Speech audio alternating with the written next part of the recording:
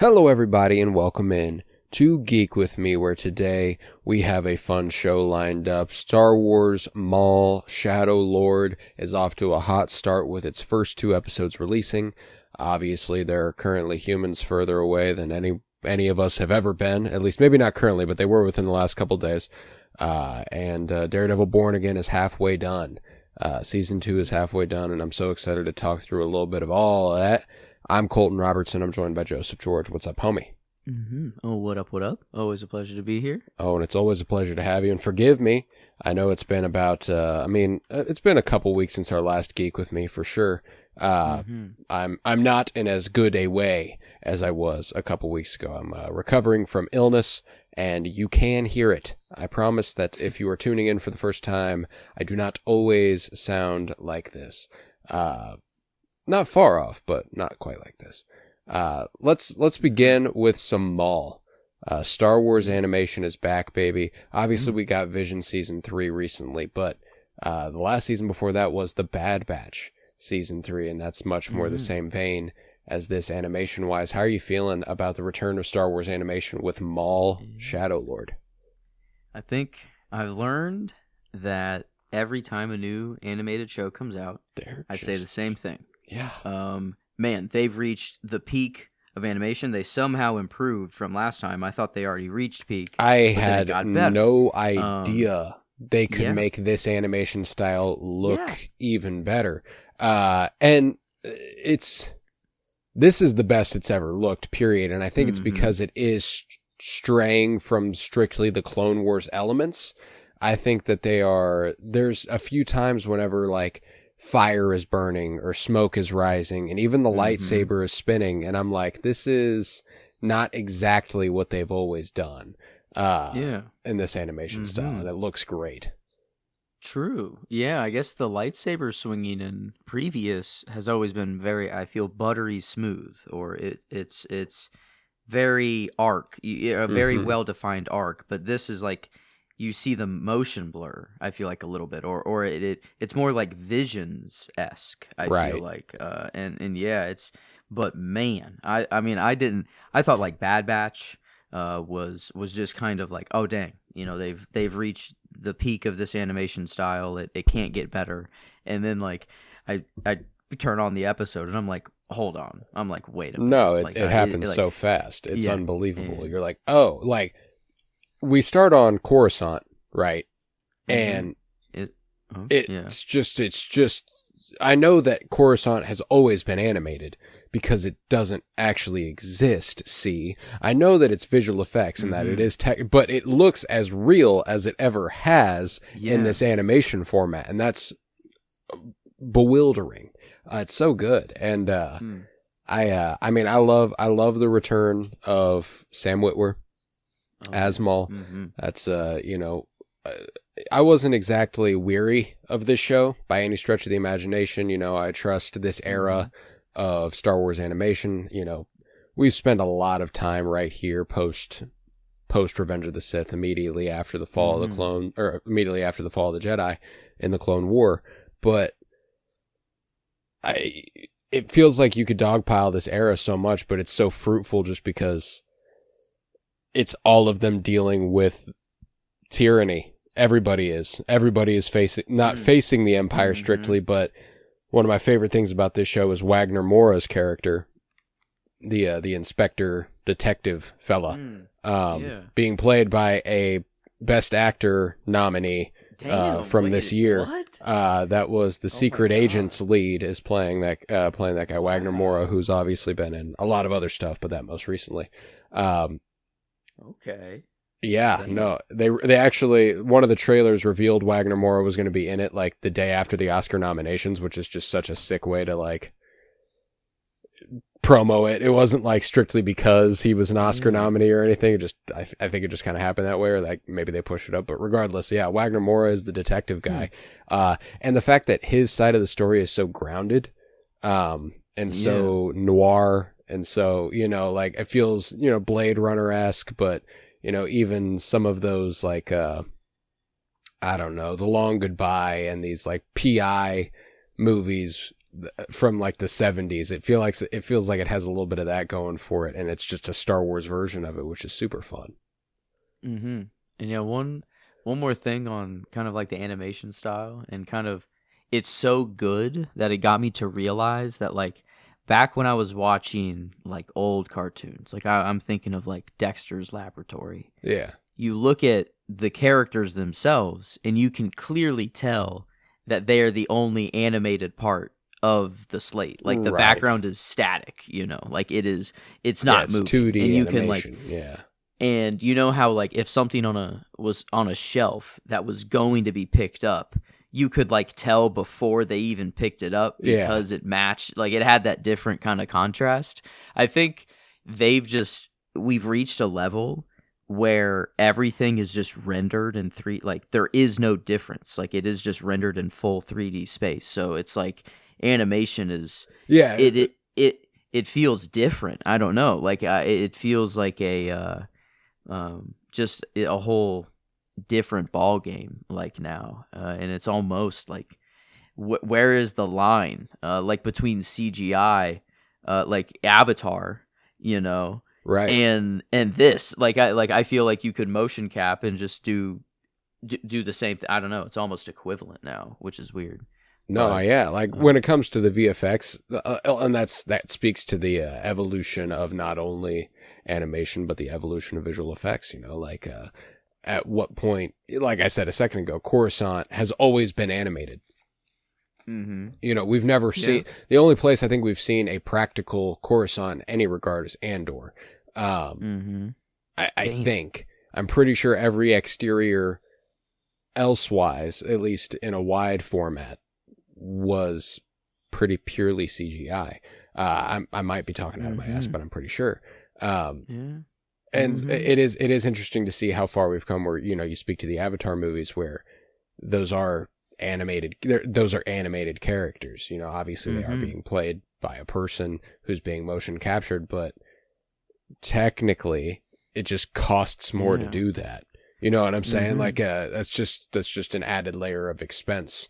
Yeah, it is like the animator just is the one pulling the strings instead of having the human data to go off of. Like it is like a weird gray area that, like, I don't know, I give it 20 more years, like is a best animated film and best VFX. Like is there not even a difference like anymore? I don't know. But I think at least it just brought this up, like, just to hone in. Like I was just like floored. I didn't think it could get better, and then it did. But yeah, it's like the animation style is good, but like I do like the story that they are spinning here right off the bat. Like we have, two Jedi that survived. It's always nice to have some more. You have no idea if they're gonna live or die. Yeah. So that's always nice.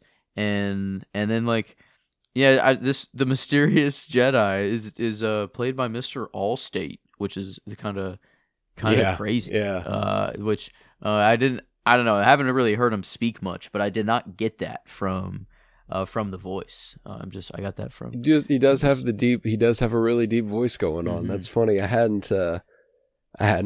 pinned it, but that makes sense. I like I like that character. I like the little we've gotten of him. He witnessed the fall of the Jedi, and so he's weary, and he understands the danger therein.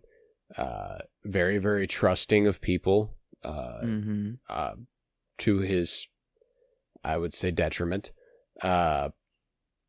specifically at this period of time, whenever she steals the food, and he's like, they'll see reason, I don't know about that. Yeah. They're robots, see? But I think he's just stereotypical Jedi, though. He's trust in the Force, and this will pay dividends. Maul pulls the classic trick of like, all right, well, I don't have to fight you if I just put people in danger. Like you will save them. It's just it's who you are. So like, I loved that, like, that interaction, because there's barely been much with the the Jedi himself. I feel like, we did get that cool fight at the end, or kind of interaction with them. But I think it's really the Padawan, or if it was his Padawan, I don't know, or maybe they just found each other, and that's all the a good chaos. point. I hadn't considered that it could just be that they ended up in the same spot or left together, but definitely seems to be a difference in experience. And Devin is referred to as a kid by Lawson. Is that his name? The kind of fish looking guy. No. She's she's just a kid. Yeah, like and then so I'm going. Maybe it was. I think he even said bring it over. To yeah, my he did desk, say bring it to my desk. Which was I was like, okay, damn. A lot of back and forth vibes coming from this guy. I was like, wait, I thought you were dope, but maybe not. Maybe he meant I don't know. Was he referring to her actually with it, or was it bring the situation over, bring it over to my desk? Yeah, I don't know. But because he seems, at least he was the one that was like, oh, no, guys, come on, she's just a kid, let's just slow down for a second. He gave her the chance to explain what was going on, to kind of get through it. But then after not giving anything, he's like, all right, well, we're gonna do our job, let's get you processed. So it felt like he feels good, but yeah, it was in a not the best first impression. It specifically stands out in contrast to Maul being oddly respectful of not knowing what their pronouns are. He says that he senses them, and they're important, and he doesn't mean the plural Jedi and apprentice. He's talking about Devin specifically. Damn. So that is one of those things more that inclusive. Maul's more woke than Lawson. Well, I mean, he is a cop, so true. Yeah, fair. Yeah, okay. So maybe Maul's the good guy here. No, but I'm already very, very excited by the possibilities. I think that the end of episode 1 was really, really riveting stuff, and I'm glad they're giving us 2 a week. But that was a wonderful cliffhanger whenever he just steps into the room. That's sick. And it only got better from there. And I think we're off to I'm looking for the right word, because it's a lot of world building and kind of putting you in the middle of an element of Coruscanti life that we had not been privileged to before. This is security. It's kind of like what Cyril Karn's doing in Andor, just on a smaller and more inner city scale. Not I don't know. Yeah. I look at Cyril Karn as kind of, he's corporate police, and I don't know. He seems like he's looking after yacht parties basically and shit like that. But yeah, it is. Maul is the only known character. And maybe so we far. got, I forget in the trailer who was in here, if there were more known characters even involved. But I kind of recall. I like how it is so fresh, or that it is just kind of Maul. Apart from Crimson Dawn, apart from the Shadow and Collective, everything, So that all this lore building is sick, and then I'm never gonna get tired of just badass lightsaber fights, and Maul is so cool. Just one of the coolest characters that fights in the entire universe, I feel like. And goddamn, I don't know, even when he just comes out of the ship and he's just deflecting bullets at first, and then they realize, well, this isn't gonna work. They put they just stop firing, and then he lunges right at them, and it's what do you do? You're fucked. You're just done. And he gets a nice hallway sequence with the Pikes in the second episode. They're doing him justice. I don't know. I want Sam Witwer. I feel like he has the actual physical ability to take on Maul, but it's how do you bring Maul back into live action? And it's a tough, and then follow. But I feel like he does have like he could step into Ray Park's shoes, I feel like, or boots, and fill him pretty well. Yeah, he almost certainly could. Well, and that's the thing too, is that even in episode 1, when Ray Park was playing him, Ray Park didn't voice him. It was a different guy who spoke. When Ray Park moved, and same thing goes for Solo: A Star Wars Story. When he pops up at the end, that is Sam Witwer talking, and it is Ray Park acting. I heard a crazy thing about Ray Park that I have no idea if it's true. Yeah, it's true. Oh my! There's no way. Yeah. What the hell? If it's the thing, I'm assuming the revenge, at the 3 revenge or porn 4 thing. a.m. Yeah. What the fuck? What the heck? He actually does this? Oh my god. Yeah, it's a real thing. Oh my god. I don't know that he does it, but I know he's done it. Wow.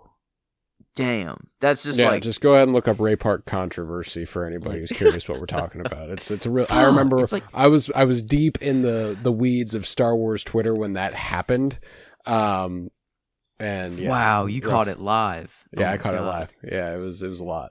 It was a lot. Damn. Wow. It's just you never know. You watch them as a kid for, just that. Yeah, like that fight, like Phantom Menace with Qui-Gon and Obi-Wan Kenobi. God like, damn. oh my, that was just all I cared for. I didn't care about anything else. And yeah, now like it's bringing me right back. But it like I have this weird yearning for the live action Maul. I don't know. It's like. Why do I always think this while watching animation? I'm enjoying it, but I think it's the fact that Star Wars animation has established itself very, very keenly and thoroughly amongst the best of Star Wars. Like I think Rebels is a top 3 Star Wars thing ever. Mm-hmm. I loved the Clone Wars. I loved the Bad Batch. So it's never to dismiss animation ever. But what I think Star Wars is first and foremost always is a movie franchise. Yeah. You know what I'm saying? Like when you think of Star Wars, and I'm sure for some it's Clone Wars and it's the animation, but it's the big screen. That's what I want. That's what I'm looking for. And so when you think about these characters and the fact that they do continue to bring them back and they do continue to explore them, yeah, it's only natural to go, oh man, we haven't seen him in live action in full in 25 years. Going to be 27 years this year. Damn. We did see Solo: A Star Wars Story, and he was there, but he wasn't there. It's different. Yeah. So yeah, that's why I'm like, it would be cool. There's no doubt about it. It's just, it is a matter of what's the right story to tell with him in live action. Mm-hmm. What live action story could he pop up in? And as of right now, there's nothing. When it comes to what they're exploring here and now during this era, we don't have that thing. They would have to announce something new that we haven't seen yet. But I think that since he hasn't shown up outside of that brief glimpse in Solo in anything but animation, I think Maul, and he is obviously more an animated character than he is a live action character. Even in the Phantom Menace, he was just true there. He didn't speak much. He just did what he had to do. And so I think that, like, when it comes to ever wanting him in live action, it would be super cool. But severe doubts of it ever coming to fruition unless they just, I don't even know. Maybe that Obi-Wan movie, they got turned into a show. Maybe they find a way to do a movie, that would be interesting. I don't know. Yeah. Yeah, but I do want to bring back that like I am enjoying the animation. Oh yeah, I do, I'm like fully entertained. I'm not like left blank by anything. I think it is just Star Wars. It did start out as movies, and that is how I see him. But yeah, Maul, like now you say that, like he is like on his screen time. I mean, oh my god, like, Clone Wars washes just it, dominates, and Rebels, like it's just that's and I think he actually might work better. Like he is much more acrobatic. Like Ray Park and yeah. Sam Witwer, they're incredibly talented people, but I think like this Maul was doing things that would just they would have to CGI or do something. Oh no, yeah, crazy. and you see that with Ahsoka. The way Mm-hmm. Ahsoka moves in the animation versus the way she moves as Rosario Dawson in the series. It's just a very different ball game. And that ultimately does play into his style a little bit better for sure. But yeah, I'm really, really in. I think it's off to a very. I want to avoid the word slow because that sounds negative because it's not a slow start, but it's really easing us in, especially if this is a 10 episode series. It's going to be for 5 weeks. Like, this is a really good start for 2 episodes, but we're 1/5 of the way there. It is a very solid first act. Is it just confirmed to be this one season and that's it, or is it up in the air that they? I think it's probably up in the air. Yeah, I think it's one of those things where it'll probably get a season 2, because we know Maul's end, and we know it's not for almost 20 years. Like it's he lives a long time from here to the end of his life, and we know he ends up on Malachor somehow. So I think nice. There's no is there any point in connecting us all the way to the point where he's going to Malachor, like it's or leaving for the Caphrian ring or whatever, like no, I don't think it's going to be anything like that, but there's a lot of story worth telling, specifically with how he gets to where he's at in Solo, I think, where he is once again running the Shadow Collective. Dryden Voss is working for him, and who knows who else is. I think his Scarface rise will be cool to see. I would like it. Yeah, and he's getting the gangs to fight. He's getting them to do the work for him, and he's taking after his master a little bit there. For sure. But he does say that this is all for a grander purpose, or there's a grand plan kind of going on. And I wonder, is this just, Force visions guiding his way, and he's going off that, or is this is he just trying to get back at Palpatine? Like, all of this is to gain enough control to try to take down Palpatine and surmount him, or like, I wonder what he means by it's just revenge. There's a greater purpose. Revenge. Is it just Insidious? That's it? Yeah. So the gangs and all this stuff is just kind of steps along the way to eventually, okay, well, I know I can kill all these people because they're nothing to me. But then, and then if I go to fight Sidious at the end and die, which is likely because, I don't know, Palpatine's Palpatine, then, at least I did a lot of other revenge before I died. I wonder, if it's just a revenge ladder. And then it could be. It could just be him getting everybody who's wronged him, because even, whenever the small time guys are like, could be him, and they're like, no, he's gone. Why would he do that? They are a little worried, and obviously for good reason, but it sounds like they might have given reason also. But it's I would agree that it is somewhat slow, but not in a negative way. Like, it is to world build and to have these new people. Well, and that's what's going to pay dividends in the long run, is that I actually do give a shit about what Lawson's doing separate from Maul. I do give a shit about that side of the story. Otherwise, it's not even cat and mouse. It's just a bad guy doing bad stuff. And I like the chase. Is Devin, is it actually they them, or should I don't know, do I want to just agree with Maul, or no, I think I think that's the way to respect their pronouns until otherwise stated. I'm just going off my stereotypical brain, just I see pink. Well, you see pink, but also the Twi'lek ear thing. There's the cones on the side of their head. That's a gender thing for Twi'leks, and I can't remember what way it. Like, I can't remember if the cones imply male biology. Gender ears. Is that what yeah, a weird? That'll do something Google. for you. Gender ears. Let's see. The female possess coned hearing organs, while males typically have slightly pointed ears. Is what it says, but yeah, she has. Oh, does she? Oh, yeah, she has the cones like over where the human ears would be. Yeah.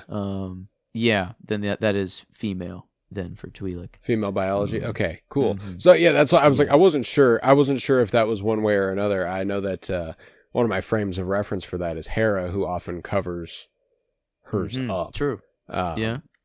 With the big goggle stuff. Her captain's helmet, goggle, head thing. Yeah, not really a helmet because it's like, it is. It's just her ear tails are sticky now. I don't know. I don't know how that works.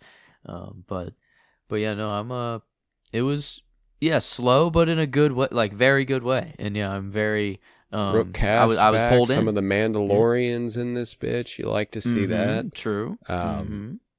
Yeah. Rook cast is voiced by Vanessa Marshall, by the way, who is the voice of Hera Syndulla, so a nice little connection there. Wow. We got a little bit of a Rebels connect there. Okay. Not the only one, I don't believe. I think Steve Bloom, Garazeb Aurelios has a voice role in this as well. Okay, that's right. He is Zeb. Yeah, he's dude. Icarus. He's everything. He's Dempsey in all the Black Ops and Call of Duty games. Richard Ayoade is back as Two Boots. Lawson's kind of his droid companion, who's kind of his right-hand man. Richard Ayoade voiced the translator droid who pilots the ship in Mandalorian. Was also in Wes Anderson shorts, The Wonderful Story of Henry Sugar, and then later in That's it. Phoenician Skin. That's it. I was like, there's something that's not clicking yet. But yeah, man. Yeah, what a weird Wagner Mora, I don't know why it's making me think of Hemlock in what's that guy's name? Jimmy Simpson. Jimmy Simpson. And I feel like Wagner Mora is probably more talented, but certainly more acclaimed. But I don't want to diss, I guess. Sorry. Hemlock was actually a hell of a performance. I feel like it could be a sleeper. I feel like Wagner Moore could have with Lawson could have that sleeper role where you don't expect it to be anything, but just boom, it's oh shit, this is a talented actor. And it's a really, really great character so far. Single dad sort of thing. Clearly not a happy guy, which I think is great. He's a sad anti-hero sort of type, I think. Maybe the guy who's willing to do anything to get the job done, and it leads him to neglecting his family a bit. It's why the wife's not there. I don't know. I don't remember if that's true. Maybe they explain that she died or something. But I don't think it's been. Yeah, I don't know. I don't remember anything about the mom. I just kind of assumed. Yeah, there's a picture. There's a family picture of them. I don't know. Yeah, the kid goes to look at it, and he's like, "Oh, yeah." He's like, "Fuck," and I didn't know. I didn't know if it was just maybe she's still in the picture, but it's just he really wants his dad in the picture, but he's always gone, or she's always not. working. But he's hard at work. He's got a lot of saving the city to do. But that he doesn't fuck with the Empire. He understands that if they call the Empire, it means that they are stepping on his toes. It's like a small town detective or small town sheriff with the FBI coming in to check it out. Doesn't want to fuck with the ISB at all. Can't blame them there. They suck ass. Yeah. Yes, they do. Yeah, very, very fair. And I love the droid being are you sure? This is against protocol, but okay, that's, I have to. That is what we are supposed to do. Just saying. Yeah, no, it's good stuff. But yeah, I mean, for 10 I only fought 4 more weeks, I guess, but no, I think that's a lot more time. Even though it was kind of slow and not that fast, I feel like even it will speed up. I feel like Oh eventually, yeah, but like, it'll get us going. It'll get us going, man, it's especially with that May the 4th finale. We ooh, love those. We that's love the clean. timing of that. That is Uh, clean. yeah, That that's is the good very stuff right nice. there. That's the shit I Huh? like. But yeah, man, Yeah. I'm in. I'm liking Maul. Hmm. I like that it's, he's got a little bit of a Boba Fett in the middle episodes of Book of Boba Fett sort of vibe where he's kind of in it. So far, like he pops up, he hasn't spoke a lot. He does what he does, and that's that. We spend a lot of time elsewhere, but that's good right now because I know Sam Hmm. Witwer's going to come and deliver before long, dude. Yeah. Yeah. No, it's very promising. That's for sure. Like um, I'm not scared. Or I don't know. I wasn't Oh no, really they got looking this. forward to this. I feel like as I should as like a Star Wars fan. I feel like it was just kind of on like, well, yeah, when that comes out, I know I'm gonna watch it, but like, Uh-huh. I guess it wasn't like truly anticipated too hard. But now that it's out, I'm like, ooh, yeah, no, it's like Yeah. what? Now I'm in. This is the shit. Yeah, I don't know. I always love Star Wars, but yeah. Um, No, yeah, man. It was a goodie. It was a good way to start this show, and hmm. for the next topic, we'll stay in space. Maybe we Yeah. start on the ground and we head there, but we got the Artemis II in flight, on Huh. their way back now, right? Am I This am is I true. mistaken there? Yeah.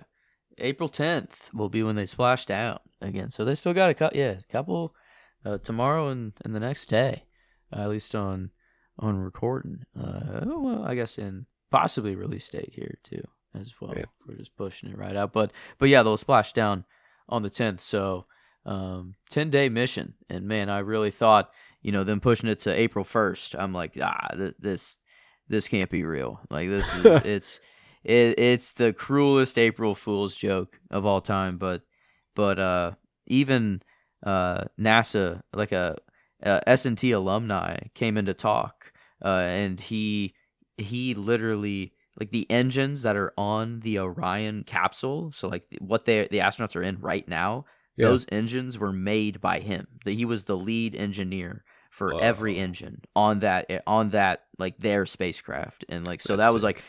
and he came in to talk to us, and he was like, he came in, I think, in like February, and it was supposed to launch like into February, early March, and then he's like, I am not, I literally already planned the trip for April. Like he planned for April, so I don't know if like they just knew that they wanted to go for April and they were always going to delay, but like they did face some, I guess, real problems. But the cool coincidence of this is that they had like a solar eclipse happen during whenever they went behind the Yeah. moon. They had an eclipse, which is I thought, initially, because it was happening, I'm like, oh, well, they're going behind the moon. Obviously, the sun is going to be, it's just the nature of going behind the moon that you're going to have an eclipse. But you can go at any angle, I don't know, or like it's not easy to have an eclipse, or not common to have that happen. So while it was happening, I kind of didn't realize the kind of rare likeness of like the launch date had to line up, their angle that they did go behind the moon had to line up with where the Earth was in position with, like, I mean, it was kind of a beautiful lineup, but yeah, it was I mean, a lot of like really I haven't cried too much, but one thing that did get me Oh, was whenever they first got to like their observation period where they were starting to make just eyeball kind of remarks and start the science. They were like, well, they already had a plan of naming one crater after Integrity, which is the name of their capsule, but then one of the astronauts had his wife pass away a year mm, ago, and they named at the same time another crater Carol after her. And it was just like oh my god. I was just like, no, I holy shit. saw Like that, that's just dude. like yeah, it's like it like, and the astronauts are just such like nice people too. Like, I've had the stream just on my TV constantly. Like, even when I leave my apartment, I leave it on so that right whenever I come back, it's on no matter what. And then like at work, I've just been putting it on the projector. Yeah, it's like I've been all in for every day. But it's like it's just it's like it's nice. It's like something that I feel like anyone can cheer for. You know, like how can you hate this unless I guess you think that it's all fake and not actually real and just a show. Well, that's the thing is I saw a lot more negativity going into it than I've seen on the other side of it, and the negativity comes from a place of cost to the taxpayer. Kind of why are we doing this at all? You know, especially on our dime. You know, whatever. Yeah. I think it's cool, man. I'd prefer that to half of or fucking 90% of anything else that is actively happening with our tax dollars. But yeah, it's a just to the layman, you know, as I know you are massively scientifically interested in specifically what they are doing.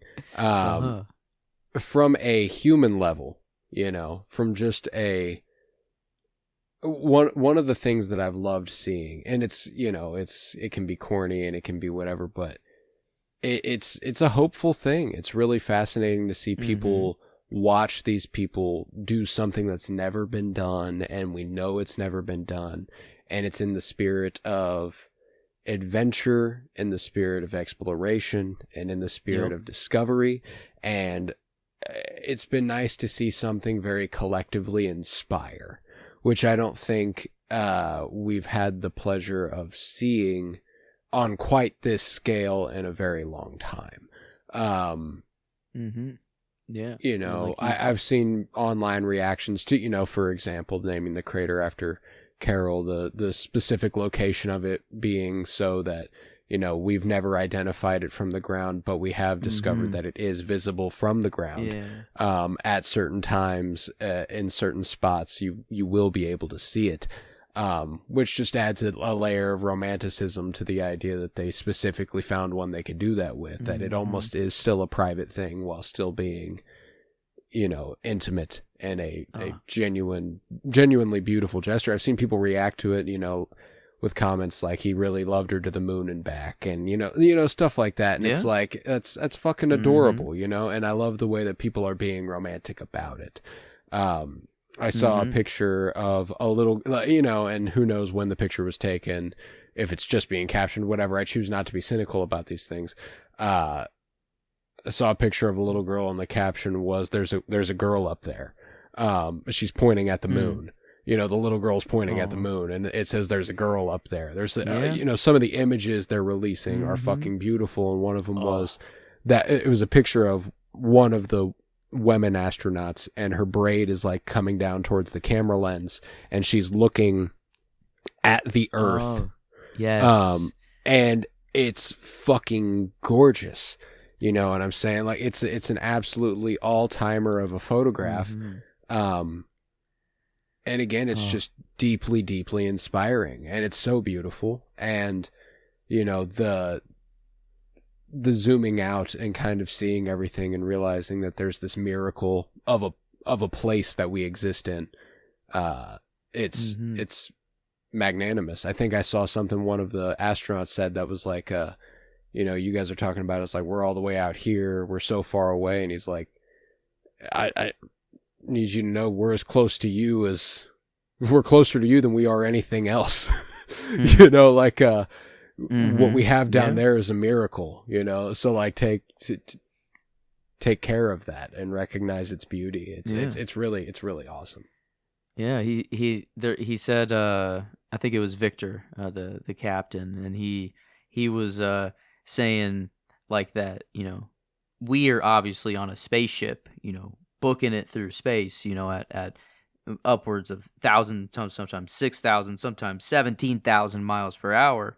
But on Earth, it's just a bigger spaceship. Like, we're doing the same thing. We're booking it through space. And it's like, and he said that they pay such close attention to Orion and like that spacecraft, and they, if the temperature is off by a nut hair of a degree, it is, all right, well, what's going on? Why could it be going on? And like everything must be kept exactly perfect. So why not treat the spacecraft we all are on, with the same level of scrutiny? And it's like everything they're saying, like there hasn't been quite the like one small step for man, like a saying, but there's been just like so many.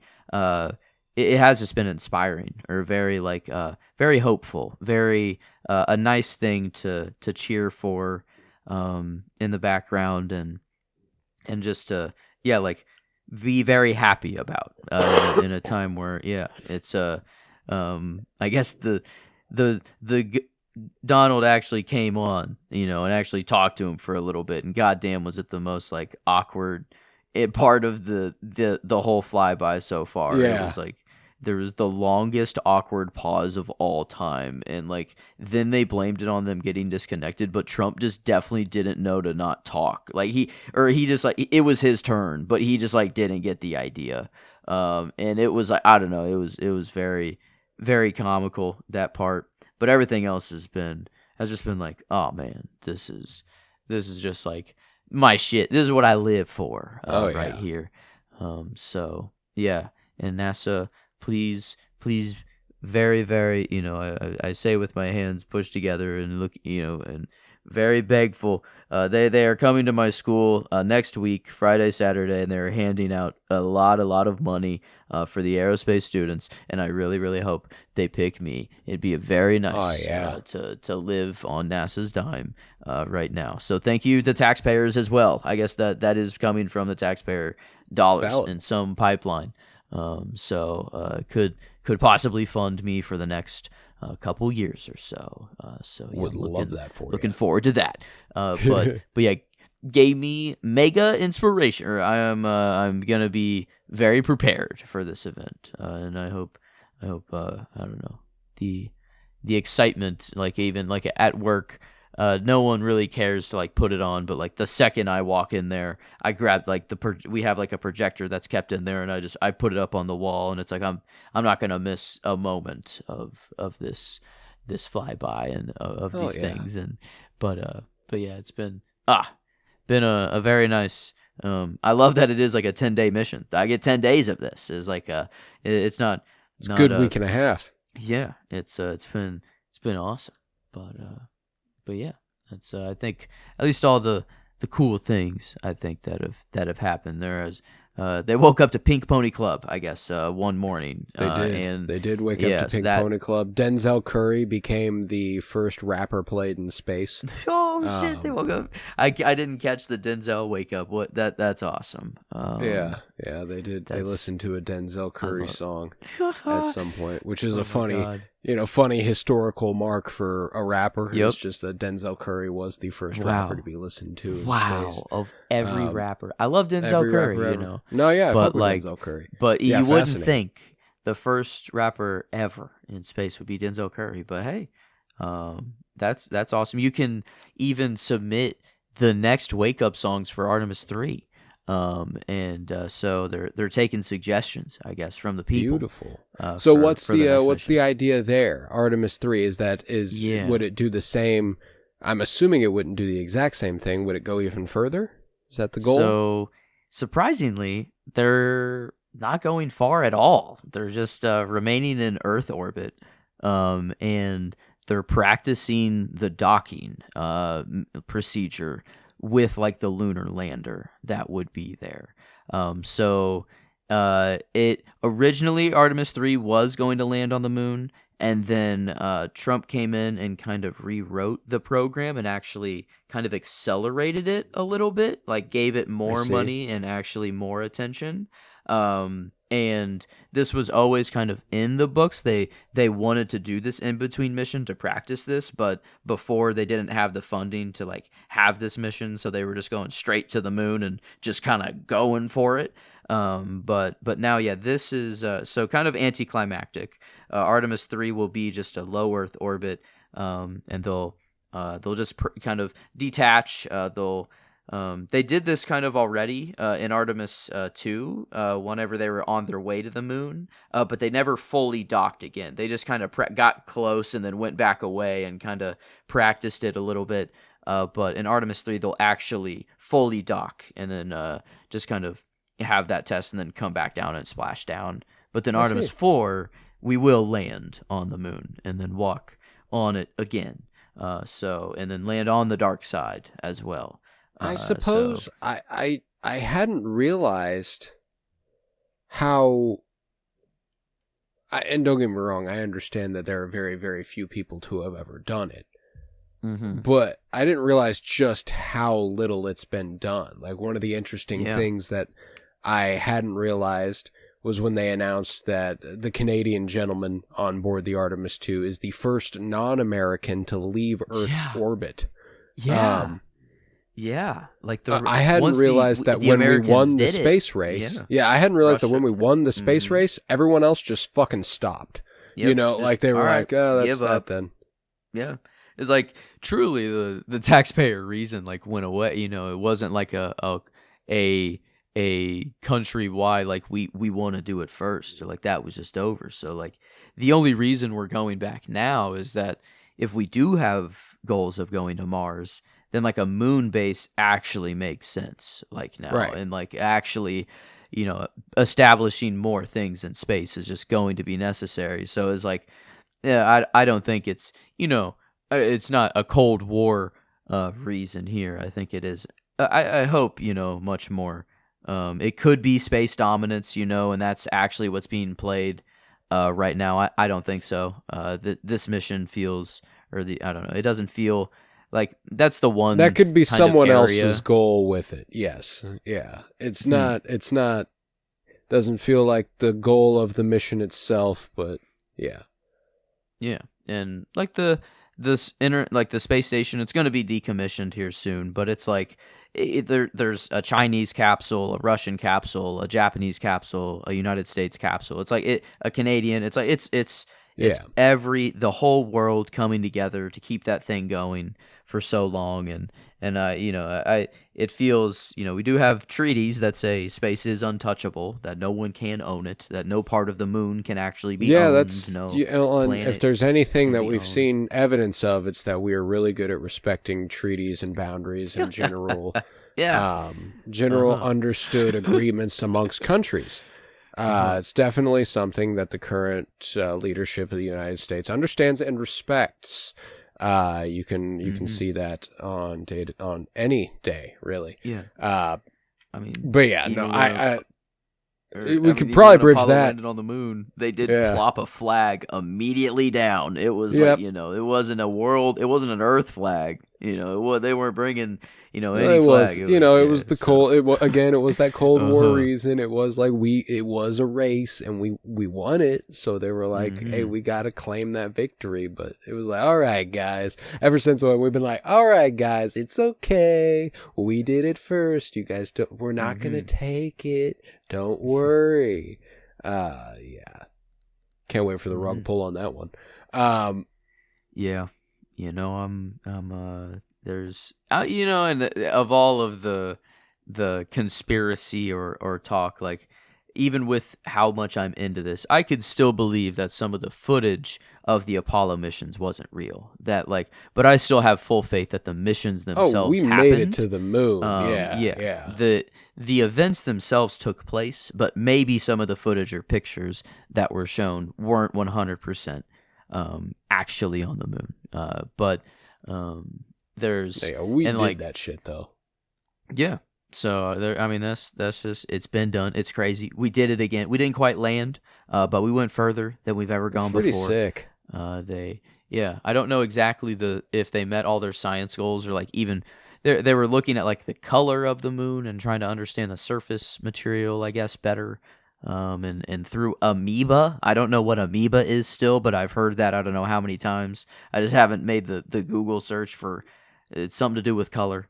But yeah, it was just they were just geeking out. Like they've just been geeking out up there the whole time, and just like they're like, I can't believe this is real, or like and just like they have moments where they step back and they're like, damn, No, like it's so the simulation. cool, dude. I saw can't they were compare. reporting back to like base, and they were talking about the lunar flashes they're viewing because of meteors hitting the moon. Yeah. And someone on the ground is like geeking the fuck out over it. They're like, oh my god, that's so cool.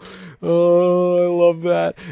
I fucking love. There was one where I heard someone over their like comms said like they were just in awe of it. It's an overwhelming feeling of beauty and just oh my god, it's gorgeous. And then someone went copy Moonjoy, like it's a thing, like it's a thing that happens.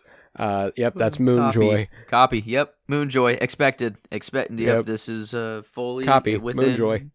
Yep. That's fucking outstanding. They're so official, but so unofficial at the same time. No, I love it. They're a bunch of and that's the thing is that I feel the same way about. And this is a whole other level. But I feel the same way about people who, I mean, anybody who loves what they do, getting to do what they love. Yeah. You know, a bunch of people coming together to make a movie that they really love, that they're really proud of. Oh my God, this is such a joy. People, people playing and winning the Super Bowl or the World Series or, that's incredible. You know, that's awesome stuff to watch. And it reminds all of us of what we're capable of. And I think it's really, really cool. And this has made me, it's made me very, very sentimental as I am wont to do. But I've absolutely adored it. Oh yeah. It's been, sorry you've been sick through it, I guess. It's okay. It's okay. It's been a nice little anchor for me, for sure. Yeah. But it's been nice to catch little updates here and there because I have not sought it out quite as much as you have. But every video that comes, scrolling syndrome where I just keep scrolling, and then I find something like that, and then I go, oh, I'm gonna stick on this for a second, because it's fucking dope, dude. It's fucking dope. Yeah, I love it.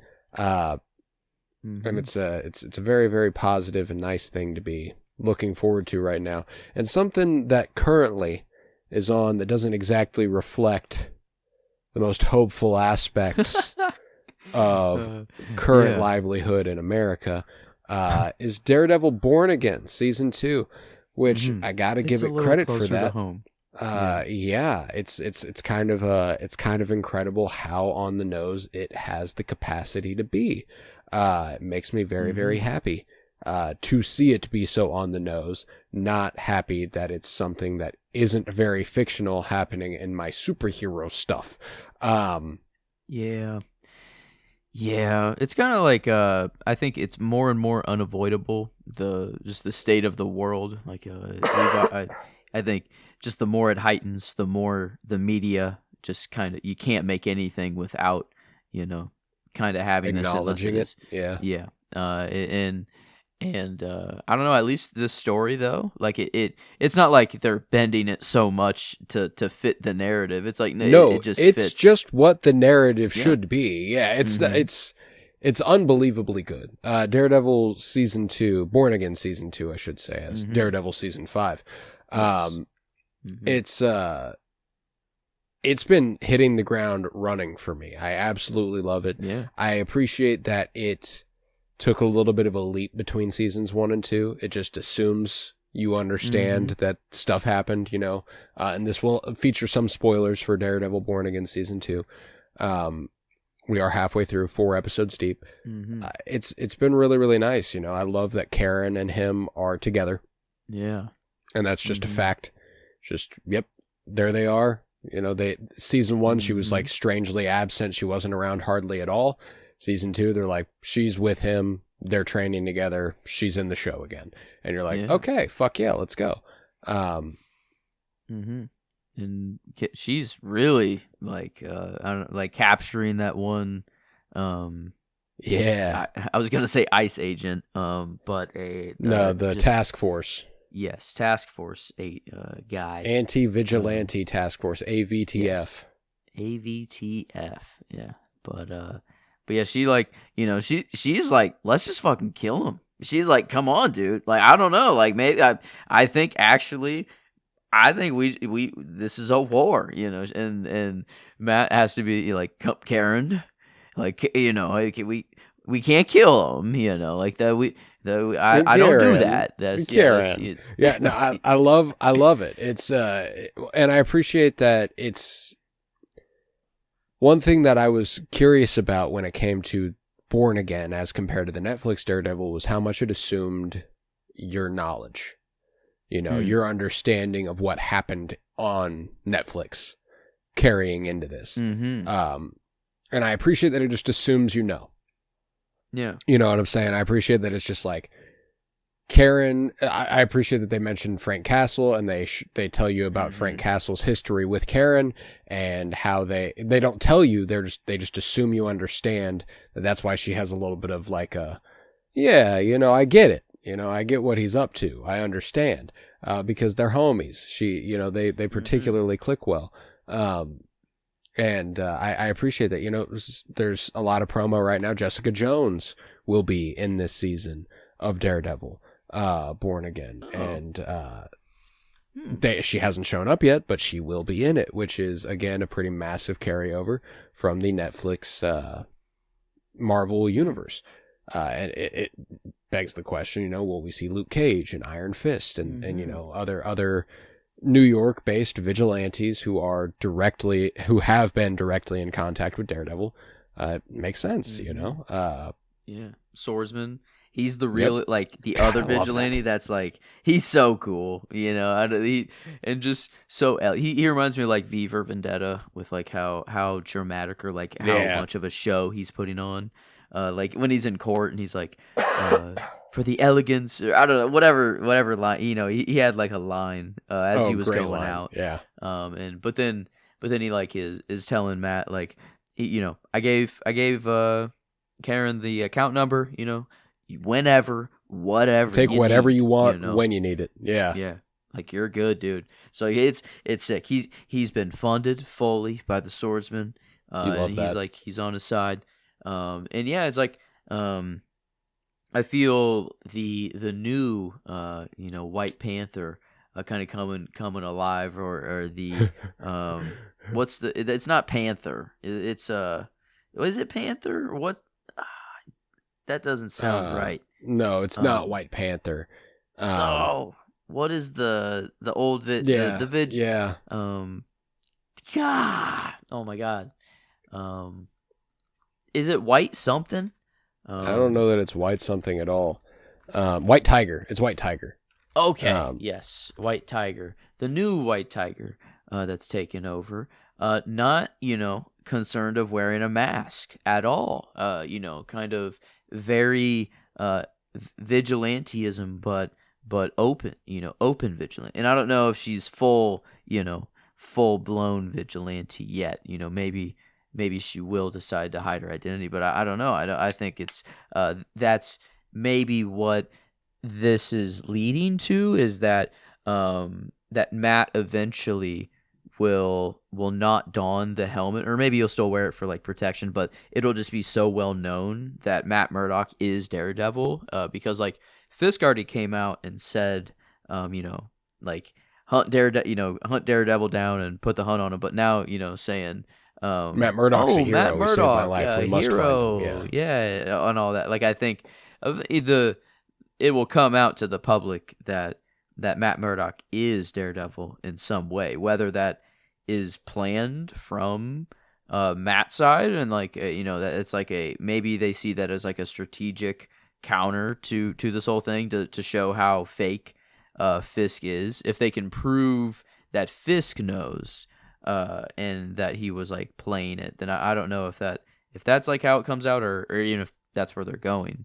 But I feel like that's I don't know, seeing her just not worried of putting even anything over her, like a mask or anything at all. I think it's like maybe a cool direction they're trying to go down. That it's like a vigilante, but so proud and so she's got nothing to worry. I don't know. She's got no fear. It feels like, which No, yeah, is she's just a kind of like badass. She's a little badass. I love it. I mean, we get a wonderful scene where our superhero storms a off-books facility that has people kept in cages who are personal enemies or people who detract from the statements of the most powerful man in the city. Great stuff. Just really, really wonderful stuff that doesn't at all resonate on a, real life level. There's, the scene whenever the AVTF agent arrests her aunt. Abusing because an he touched officer. because she touched him. Yep, and they march her on out, and the neighborhood goes crazy. Little leave her alone, do the right thing type of shit going on. Yeah. Love to see that. Yeah. Get out of our neighborhood. Yeah, Yeah, that was fuck. Like make New York great again, or make born again, or New whatever York his born slogan again. is. Yeah. It's like fuck. It's like and what the hell? Well, why is he boxing someone? What the shit? Why? And he kind of, I don't know why it feels like Dana White. He reminds me of Dana White every now and then it's like right. This weird. He's having this boxing event. I mean, he beat the shit out of that dude. I mean, that poor guy. Just didn't. Didn't I love stand how a chance. you do have half of the audience that's like cheering. That's like, oh yay, he's lifting the belt. Like, let's go fish. And then the other half is like, oh my fucking god. Like, or did you like this that guy's a dude's fucking dead. animal? Like, yeah, that dude is like, he's not alive. It's like a and I guess I mean, Vanessa going out at the end there, is that to be I mean, is that is is there that any finale? coming back Is that from that? curtain? I mean, Well, I don't know. It seems pretty fucking bad. Yeah, there's a lot of blood. I mean, the shard there's a lot of blood pretty pouring big, out of your head. pretty Yeah, deep into the head. that's it's never good. But yeah, so the concern, of course, is the aftermath. Wilson's probably not going to be very, very happy about this. Yep. Vigilante war. I feel. Oh yeah, and it's great for his narrative, which is unfortunate. Fuck. Yeah. No. Even though he did hit the piece of glass that went into her head. Oh my god! Oh my god! Yeah, with the belt. Yeah, it wasn't gonna hit her. Yeah. Oh man. Damn. Yeah, that interaction was actually like really cool. Like Vanessa, like, get her away, like it went into slow motion, and like it just I don't know, kind of all happening and just slow events, and then I didn't think anything happened to Vanessa. Actually, I didn't catch that. Oh no, it completely. Yeah, no, it. They play that really, really smoothly. Dang, yeah. Whenever she like turns towards the camera and it's sticking out of the right side of her head, and you're like, oh, well, and that's what's crazy too, is that Vanessa is a vile human being. She is awful. That she, she is a terrible person. But I don't know why I fucking like Vanessa so much. And not in a way that's like, oh, I'm rooting for her. No, I don't want her to win, but yeah, it's like a I don't want her Cersei to Lannister. die. Yeah, I don't want her to die. Oh, Cersei, I kind of want her to die. She could die. Yeah. See, it's a gray area. It's a little bit of a new territory where I'm like, I also don't hate her as much as I hated Cersei. Because there's a more obviously evil person right alongside her who's just, while smart, not as smart as her. And that's endearing. She feels like the brains of the operation. And I feel like he's going to lose all tact. I think he's going to be, relentless and unhinged, and there's not going to be someone keeping him in check anymore. maybe Matthew Lillard, maybe our boy Shaggy. He actually has to come in and lay the hammer down. You know, I mean, like that. I love that we have FBI agent Shaggy over here. I mean, it's incredible. I mean, he kind of got sun though. You know, like Oh yeah, fucking Buck. Buck is damn. I mean, I again don't like Buck a lot. yeah. But I kind of fuck with Buck. Like, Buck is kind of dope. He's not fuck him. Not a good guy. Mm-hmm. Clearly has the wrong sympathies. But Buck is kind of dope. He's kind of got that thing on him. Yeah. I like, and that's kind of how I feel about everybody in Kingpin's circle except for Kingpin. You know what I'm saying? Like, fuck Kingpin. He is, I really just, I used to be able to like, there used to be an element where I was like, oh, I love Vincent D'Onofrio and I love the character and I like what they're doing. Like, nah, fuck him. You know, I am with him where I was with Cersei. You know, if Kingpin dies, good. Yeah.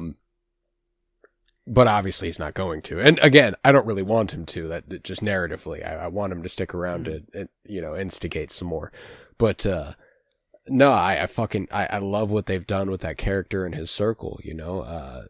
Michael Gandolfini, an underrated element of this season. I really like the, unsuspecting heir to the throne angle that they're kind of taking with him. At least that's what Buck kind of frames it as. Because Michael Gandolfini, I thought he was good in season 1. He's even more like his dad. In this season, and it's really, really playing for me. I don't know. It is weird that like everyone in Fifth Circle, I am kind of rooting for, but not. They are on the opposite kind of side. Yeah, but no, yeah, but I don't want them to win, but I don't. I want them to somehow make it out of this okay. Yeah, you know what I'm saying? Like that guy's a douchebag, and I don't like him, but I love the actor and I love what he's bringing to the role. And there is a certain, you know that guy, like that. Most guys are like that guy, like that's, and he's not like an awful guy. You just know that he's kind of a fucking idiot. You know what I'm saying? Yeah. He's not a bad dude. You're just like, man, you about dumb as a box of rocks, ain't you? Like that's kind of what you think about him and you move on. Now we just happen to live in a world where those guys are given obscene power. Yeah. And I do want, like, I don't know. I'm kind of wondering if they do kill him. Like, he seems like the easy offing. Like, they kill Fisk. I actually like a finale. Like I could either see, like Daredevil doing, like, this is the first, first time he breaks the rule. He crosses the line. I don't know. It'd be kind of. I don't think I actually would like that, but I'm like, something else has to happen. Yeah, I'm like, I think we could see Kingpin go, you took Vanessa, I'm going to take Karen. Ooh. Oh no. Karen is safe. What are you talking about? No, but Karen... see, to get to where you're talking, to where you're talking about, that is the step that needs to be taken for Daredevil to be comfortable killing Fisk. That's like, true. If Daredevil is in a spot where he can kill Kingpin and not feel good about it, but feel like he could in the moment, it would be because Karen died. Yeah, we did hear an "I love you." They and dang, I mean, they really took the time to really just look at each other. That was like I don't know. Yeah, this has been, I've been very pleased with this season. Yeah, this has been it was a nice, very comfortable watch. And then unexpectedly, like, emotional, especially with like the new young White Tiger. I keep want to call her White Tiger, but Angelo Del Toro. Yes. Yeah. But yeah, I don't know, like her storyline, like whenever, she's like, no, let me bring the little SD card to, the contact, whatever. Like I got this. Yeah, and he's like, okay, yeah, all right, I fucks with you. Yeah, sure. it's good He's stuff. Like, but he's like, are you ready? Or like, are you sure? Like, do you fully understand what this means? And she hits him with like, well, were you, like, were you ready? Either. He was like, damn, you good at this shit, dog. Yeah, like, yeah, I don't know. You. Like, man, I'm super in, and that's the thing. We mentioned just how everybody in Kingpin Circle were kind of down. I really, really fuck with Daredevil Circle. Like if Karen is reaffirming herself as one of the best characters in this show, as she wasn't a part of season 1 very much. I missed her real bad, and then she comes back into the fold, and you're like, that's why I missed you. You're a fucking badass. I love me some Karen. The other returning player whose part in the season that I'm absolutely fucking loving is Bullseye. Yeah. Oh my god. And fuck, why do like some of his like apartment routines have to be similar, like esque? Like does this having OCD, is this like am I just on a very thin line of becoming an absolute psychopath? Because like I don't know. Bateman, can you throw stuff with great precision and strength? No, I don't. Then you're okay.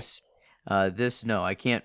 Flip a coin and land it perfectly in the baker's cup. Or bounce a fork off a floor into a dude's rib cage. I mean, I guess I haven't. So you're missing a few. I haven't tried. Like, touche. I don't believe I would have the technique down for that one. I think that's there's a lot of practice. I mean, yeah. I guess I haven't tried. Is he just like he's just that well versed, or like does he kind of got something going on? Because I mean, he did. Like the dream sequence kind of began like when he was in the church and it went blue, and like and like they've been doing that with his lighting as a method since season 1. Okay, so yeah, is there something more going on with him? Like, is there like I think it's the way he sees things. I don't think it's a power that's actually exerting itself on the world. I think it's what he is experiencing. Wow. Yeah, that's. I mean, he is I don't know. He is very, like, again, kind of rooting for him in a weird way. Like, he feels like he's not on the up and up. Obviously, not on the up and up. But the perspective that I like is that he's been used as a weapon. He has been pointed in the direction of what he needs to kill by everybody since square one, ever since he lost his mind. This is what he's done, and he's been pointed by somebody and used as a weapon. And I think it's time, like he's kind of reclaiming his agency in a way, like he's like, y'all have been having me kill people, I could just kill you, like so he's taking the whole anti-vigilante thing to the next level, where he's like, I'm gonna give you something to be anti about. Then I'm gonna do the fucking thing. One good deed.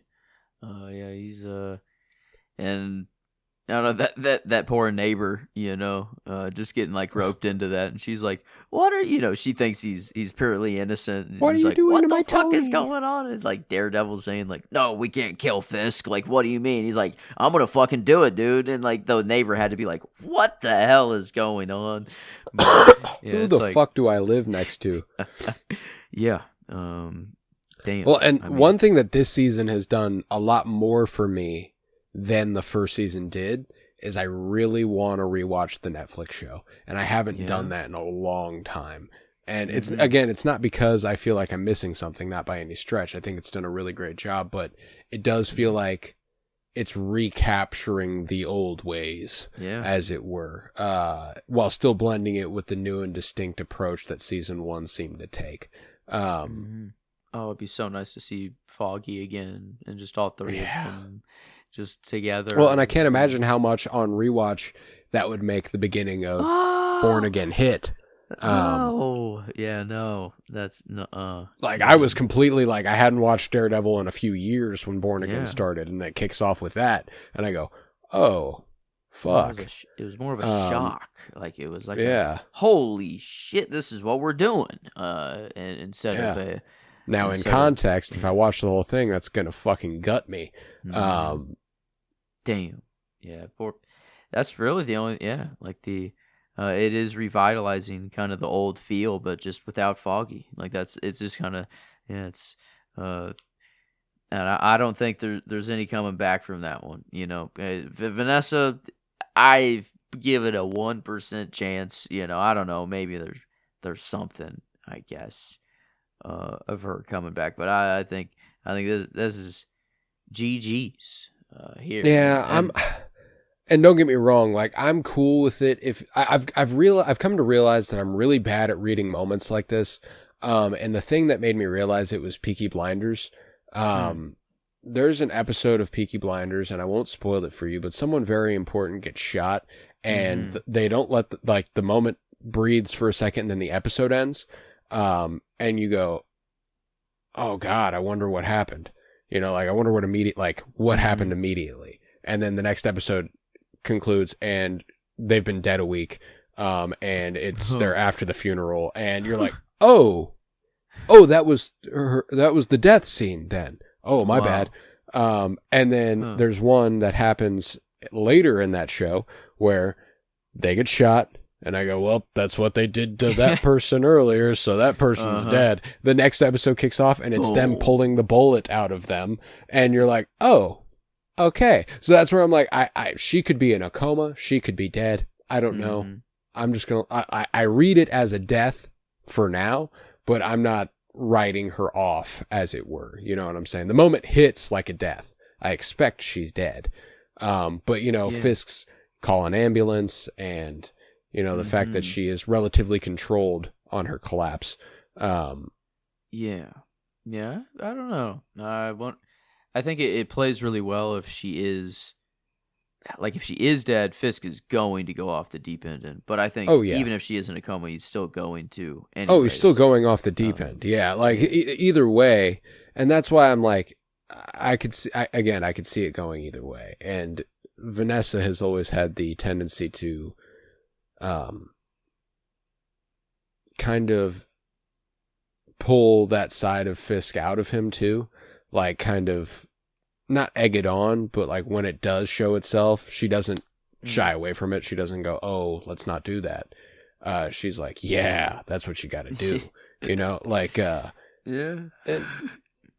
It's I mean, they got their thing going, you know, for them two, they're really doing it. You know, they got New York. Shaggy tells them, you know, hey, it's a big world, but like, no, they're living it up. And yeah, she's, of course she says, like, has talks of an heir, and then, you know, and no, let's actually leave, or like, let's just go away, and leave. And then this happens, and yeah, but like, she is very sick and twisted, but at least she's not Fisk, you know. I think it's no, there's a different tier there. No, but another element is BB. Love BB. Her you know, takedowns of the Kingpin, her masking up and doing those spoof videos are fucking great. I love using those as our frame of reference, as opposed to like what the BB report was in season 1. It kind of being those. I like that a lot. Another character who I didn't think I would care to hear from as much, but I'm actually really, really compelled by, was his therapist girlfriend from season 1. Her still having flashbacks of Muse and kind of seeing her side of things. Like, it's one of those things that fall into it. Is that like where they're leading? That she's gonna like be so overworked and that she's so stressed out and has these thoughts. Like, it feels like she's gonna like put on the mask. I don't know. Like, I don't know how to. If it is just like, it is just this trauma that she has, or like if it's gonna be that she I can tell that whenever she like opens her drawer, she's doing exposure therapy. She's trying to look at it for long enough that it stops scaring her. Mm-hmm. Now, if that evolves into something a little bit darker, I think that could be interesting. But I think she's a little too normal for it, or human, I should say. Yeah. And was she kind of hitting on Vanessa? I feel There's like a little bit of a vibe. they kind of There's a had little bit of some. a They vibe kind there. of there was some kind of going there. But I guess we'll see on Vanessa, for that one. Yeah. But yeah, Rip. that's I mean, Fisk, like I did say, I could see him dying, but I wonder if like there's any Spider-Man plans at all, to kind of rope him in with, I don't know, just New York, and if it's such a big presence that if Fisk. Well, is, I'm not even looking for, because I know for a fact that the Sony Disney stuff is a nightmare, and I'm pretty sure there's stuff that legally prevents Kingpin from appearing in movies. Now, which sucks.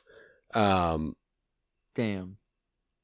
Yeah, that's why it has only been animation or here in a TV show, huh? Yeah. I'm pretty sure that that's the only stuff that Kingpin and video games and that sort of vibe. So I'm surprised they haven't mentioned Spider-Man, like I think it's interesting that they haven't mentioned Spider-Man. Like as far as anti-vigilantism and nobody's mentioned the Spider. We haven't seen a Daily Bugle or anything like that. And I'm like, it's again, the licensing stuff. I wonder how much that comes into effect when it comes to that sort of element. Like, are they even allowed to mention Spider-Man? Yeah, that's the kind of stuff that sucks to think about. But when it comes to the movies, clearly they can reference Daredevil. So, maybe there'll be a little something there eventually in Brand New Day. But yeah, you kind of expect that come Brand New Day, this stuff will still be going on. There'll still be, anti-vigilante task force on the streets. The Punisher is in that. The Punisher's, True. One Last Kill is coming out on Disney Plus here in a couple, I think at the end of next month. His little Marvel special presentation, which they're bringing back. Thank goodness. I loved those. I like the holiday special and the Werewolf by Night and stuff. Like they're doing that for the Punisher, which is fucking awesome. Those have always turned out great. I mean, like every time they've been good. So and John Bernthal, I think it's he's good at playing this kind of character. I mean, he's just. Let me tell you something. Yeah, he's way. Yeah, I love me some John Bernthal, man, and I really like him as Frank Castle. So I'm at the point where, like, ahead of Brand New Day, I'm like, I want to watch Daredevil again. I think I want to watch Punisher for maybe the first time in full. I don't think I ever watched that show all the way through. Yeah, I didn't. I think I watched the first season, maybe. Same thing goes for Luke Cage. I think I watched the first season of Jessica Jones. I didn't watch any of Iron Fist. Yeah, I don't watch any of those at all there. So that's interesting that Jessica Jones is confirmed, I guess, in there. So I guess they're just trying to rope in all everything, so come Doomsday, it makes sense when these people just show up too. I guess I really wonder how much all of it is just for Doomsday now, or for they're more for Secret Wars. I feel like maybe not quite Doomsday, but or if this is just contained and not gonna matter at all come any Avengers movie. Yeah, I think this might have more implications for Brand New Day than Doomsday, but Brand New Day may very well have some pretty heavy implications for Doomsday. I don't know. But yeah, frankly, where the MCU is, I'm interested. They haven't pumped something out that I expressly dislike in quite some time. Brave New World, I think, was the last thing, and before that, I wasn't a huge on Deadpool and Wolverine.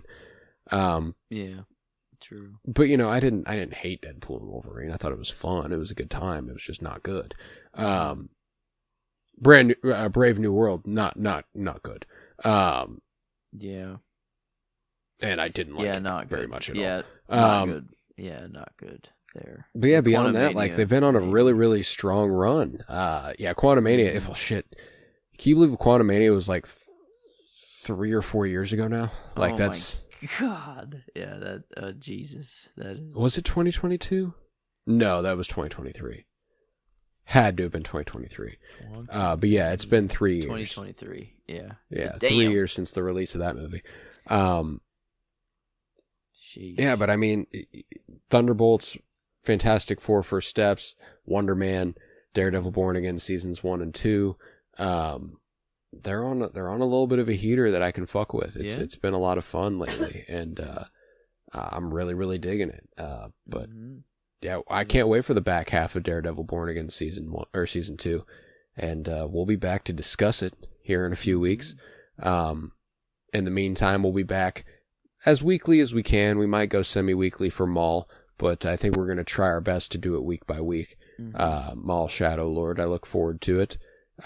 We also have a movie podcast called The Cinementalists, which has just reached 3,000 downloads all time, by the way, which is very, very exciting. Hit a new milestone. Just today, in fact, as of the release, and since we started recording, has hit it and then some. We were at 29.99 right before we started recording, so it's gotten a few downloads since then.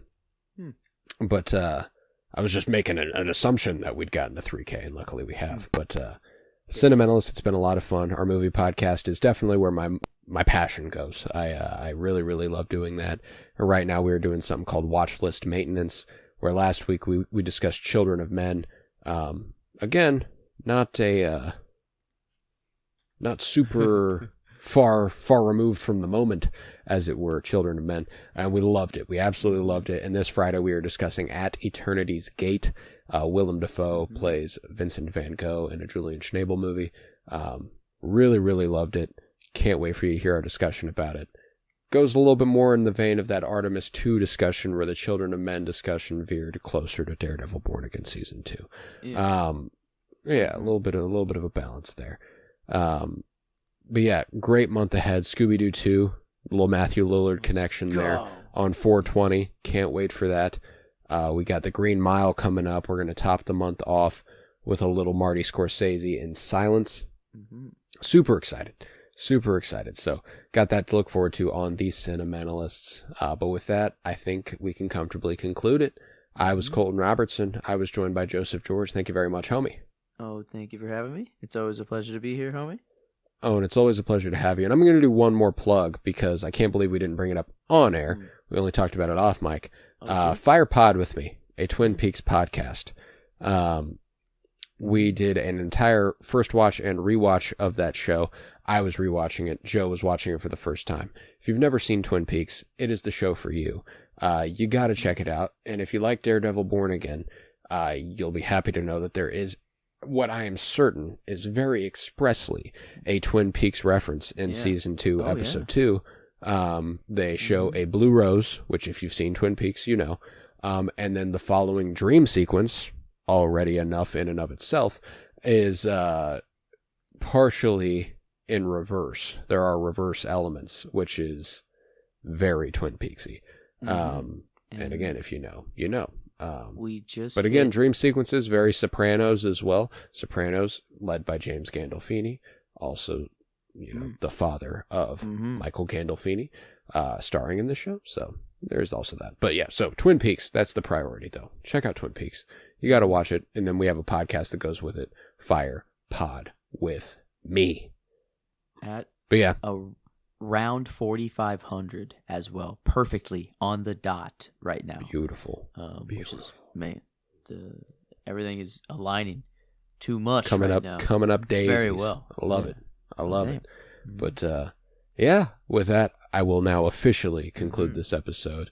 Already said our names, so we out you. Remember, fuck ice.